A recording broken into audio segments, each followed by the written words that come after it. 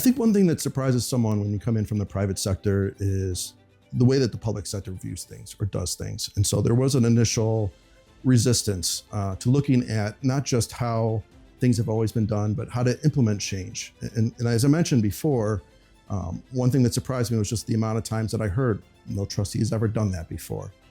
And it's a little disappointing in some regards, but I think in terms of going forward and looking at how the village should be continued to run, it's not that I believe that everything should be done as the private sector does, but there's a lot of principles. There's a lot of things in terms of how process engineering works, how services are delivered, that there's quite a bit that can be done to further implement and improve the village's processes.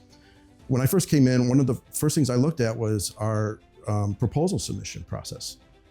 When I looked through and how the board decides on processes, I knew that the mayor had seen all the processes, but the board members didn't get all the proposals. So one of the very first things I asked for was to make sure that all the proposals would be sent to us, because I wanted to evaluate all of them. I wanted to see all of them. It's not just about the lowest cost, it's about what is most effective for the village.